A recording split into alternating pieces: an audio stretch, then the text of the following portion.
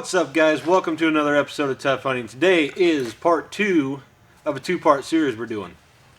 Today, we were talking about decoys. I guess it's not really today. It is literally the same night as part 1 that we were shooting. But we're knocking a couple videos tonight, having a couple brews in the shop, and yeah, we just kind of want to go over some of the decoys that we have been running in our goose spreads the past few years. We got some new, some old. Most have been tested, and we just kind of want to do some comparisons and kind of give you an idea of what we like and what we don't like, and maybe make it a little bit easier on guys trying to buy decoys for the first time. I know we were struggling, that's probably why we run so many different types of decoys, because who knows, this decoy could be pretty cool or it could be not so cool. We're definitely always looking for the right decoy, the right amount of detail, the right amount of size, right amount of motion. It's always a struggle. I mean, you really pick your brain when you're scrolling through the online ads trying to decide what you can buy, so hopefully we can kind of ease that process for you. So we're going to start off with the Bigfoot decoy. Odds are, if you've done any sort of waterfowl hunting, watch TV, anything like that, you've heard of Bigfoot, you've seen a Bigfoot. So that's mainly our spreads made out of Bigfoot. You can't go wrong with a decoy. They're big. You got a big body sitting out the field. If you're trying to pull birds or even finishing birds, the bigger presentation just reassures them that there's some geese down there. And they are durable. Very durable. You can throw them things or you can kick them across the field. It does not matter. They're going to stand the test of whatever you want to put them through. This decoy here, we run quite a few of them, and I'm about betting this is one of many of them that we've had 10 plus years. Other than reflocking the tails of the heads, they're still in great shape. Yeah, just overall solid decoy. You really can't go wrong with buying Bigfoots, and a lot of people get hung up on the details of, they're just a flat brown. They're flat brown. We flock the tails. We've redone the heads, but the heads usually come flocked. You just really can't go wrong. Simple decoy. They do the job. They're a big bodied presence out there in the field. They grab the goose's attention, and you're running a spread of Bigfoots, you're going to shoot geese over them. Plain and simple. So the head, 2-part, it comes off, goes back on. You can move the head left or right, depending on the position out in the field. Storability, if you want to pack a trailer full of them, you can have racks to stick their feet underneath them, bungee them in, or the feet actually come off, and you can throw those in a pile. You can fit more decoys in a tight space. And I know we don't have any ourselves, but I know Bigfoot makes a 6-slotted goose decoy bag for these as well. They're a bigger bag, but you can bag them as well as storing them in a trailer or whatever you want to do. So. Yeah. All right. Well, next up, anyone in waterfowl has probably heard of Avian X. This is the Avian X AXP painted honker decoy with a flocked head. One of the first decoys that I personally have bought myself. Good size decoy. You can hold it up next to that Bigfoot. Bring that Bigfoot up here. Not as big. Bigfoots are huge. They are pretty big. It's a really good size decoy. Super detailed. Paint scheme's pretty good. There's even detailed in the flocking on the head and everything. And then this base system. It's supposed to be, you pop them in to store them like that, and you pop them out to hunt. Like I said, this probably brings me into the dislikes I have of this decoy. I've had these for 4 years now. I think 4 years now. They need to be more durable. For what we put them through, this, like I said, this is how this is supposed to operate. But that right there, not supposed to happen. And you'll just set them out in the field. It'll sit down. Basically, when the base breaks like that, which 3 out of the 6 I own are broken like that, they turn into sleeper shells. Is what it is. Paint holds up, not bad.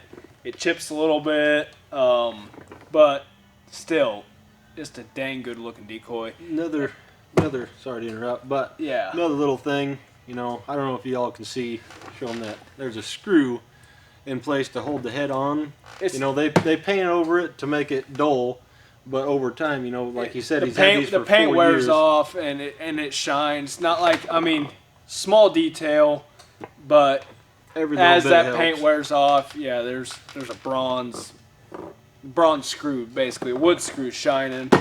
But like I said, these are a very pricey decoy. For sure. For the price. And my honest opinion, I'm not trying to bag anyone here or anything. No doubt. But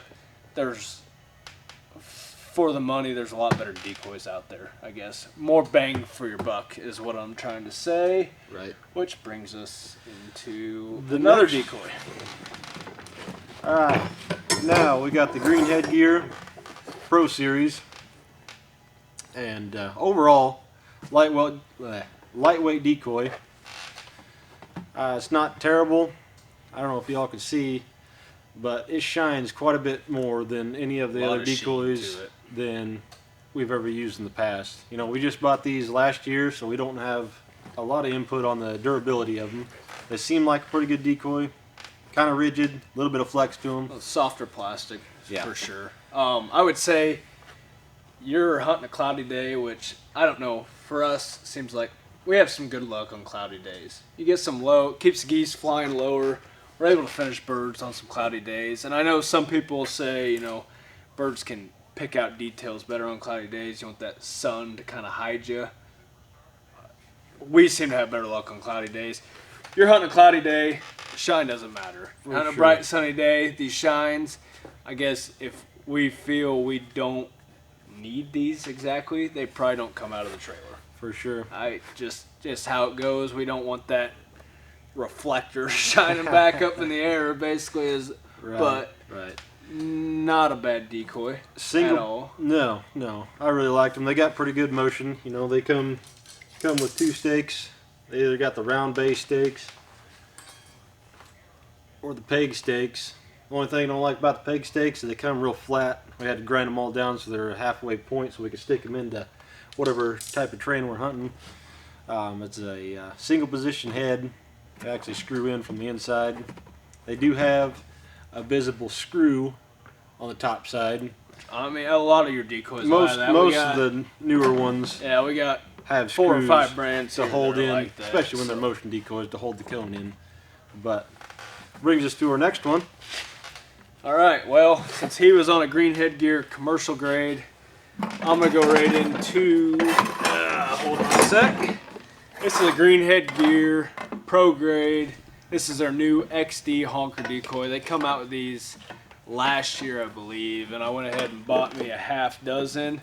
Overall, pretty happy with this decoy. Like I said, same motion system as that commercial grade you guys just saw, except for the stake stays in place. You actually pop it in, so it'll stay on there.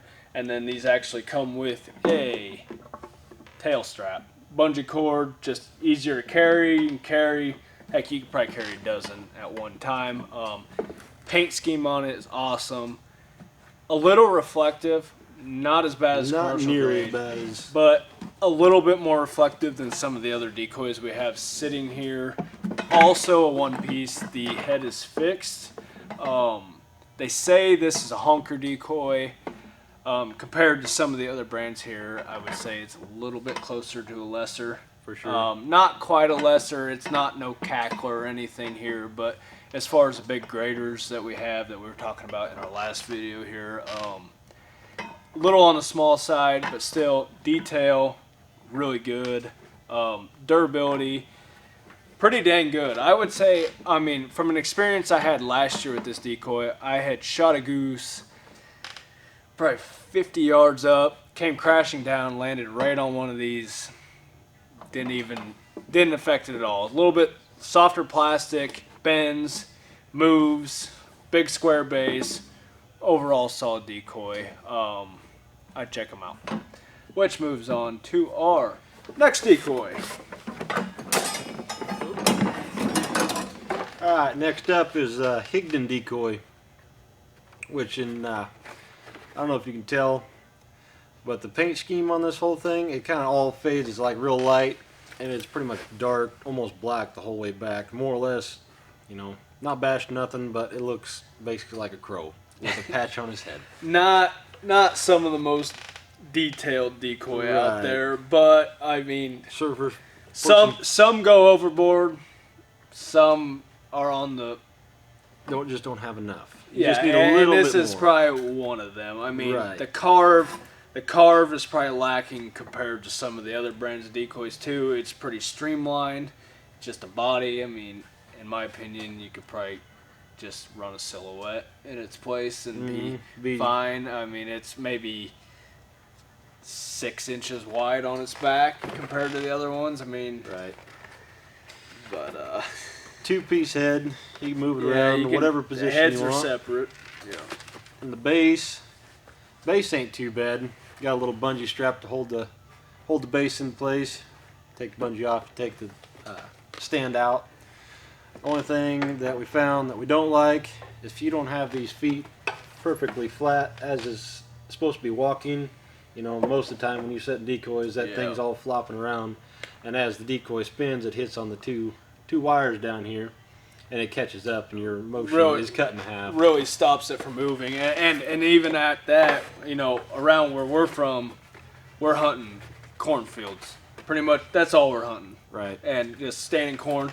And these, they'll catch on corn stalks, you name it. And It's they're kinda- just not a necessity. You got birds coming in from above; they can't see these feet down here. Right. They don't need to be there, and really, they really inhibit the decoy's performance, in my opinion. I agree. But that's just where we're at on the Higdens. Not a bad decoy. They're a little pricey. I'm not going to speak to the price, but they're up there towards the higher ends of a lot of these decoys. For and sure. for what you get, Eh, yeah, that's that's what we got. that's where we're at. So, Brings us to our next one. yeah, next one. I think it's the last one, ain't it? It is the last one. Last one. Okay. That's the newest one out of all Yeah, of them. knew it. I just bought these. We haven't had the opportunity to field test these yet. These are a Final approach. final approach. Sorry, the dog's whining back there because the cats are messing with them. Got me a little sidetracked. Anyways, a final approach honker decoy. The size of this decoy and the carve, I'm actually in love with. I Me and you really am. both. Compared- We'll put it up to the Bigfoot again here. I mean, still not as big as the Bigfoot, but But pretty comparable. But for a motion-based decoy, it's pretty dang good size, and I'm looking forward to probably running some more in our spread. But the detailing on these, pretty dang good. Like I said, good carve, two-piece decoy. The heads are separate, but they're on there pretty good. I mean, they're not gonna just pop off. You're not gonna probably lose them too well. Big square base. I know a lot of decoy companies are going to the square base. You know, when the wind picks up, Right. less tipping. Great idea. I'm on board with that. Yep. Love this decoy. I'm really, really excited to run it. This one is a painted decoy. Flocked heads. Tails do not come. I don't know. Maybe we're a little anal A little too nitpicky at in times, that, probably. but we do not let our decoys see the field without any black on them being flocked. We always flock the tails and the heads, so these will definitely get flocked. We set that decoy out in the sunlight when we got here first this afternoon. Checked because it hasn't seen outside. They came in the box. I brought this right out of the box before I came here to film this. Set it out in the sun. Didn't have any sheen that we were talking about with some of these other decoys. I mean, I'm really happy. And honestly, that was the most the cheapest decoy we bought out of this whole For bunch sure. that we just showed you. And I'm Oh, really, yeah. really happy with it so far. I'll be curious to see. I mean, you have to check in with some of our hunts this fall when we really get chasing honkers hard and see how these decoys are holding up. All of these, really. I mean, all fairly good decoys. We gave you our opinion on them. Most of them I'd recommend. Some of them maybe I wouldn't for what they actually cost. For sure. I mean, maybe if they were a little bit better price point on them, Then I'd you say can use them for consider some 'em. fillers, but Yeah, I would say, I guess that's our opinion on what decoys we run our spread.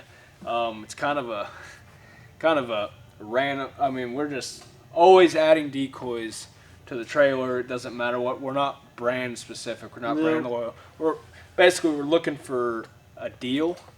We're looking to save a buck.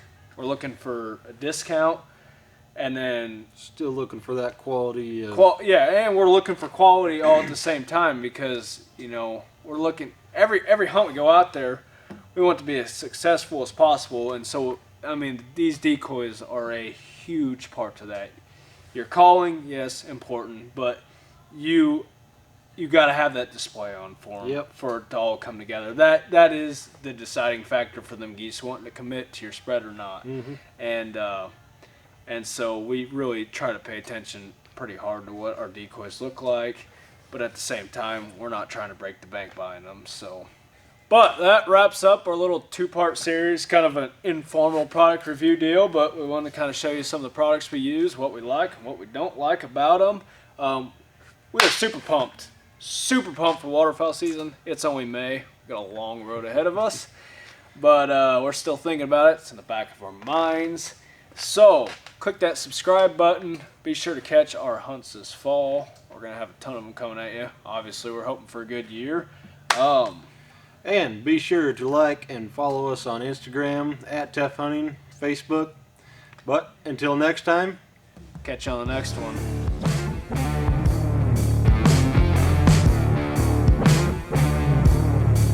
Take 'em!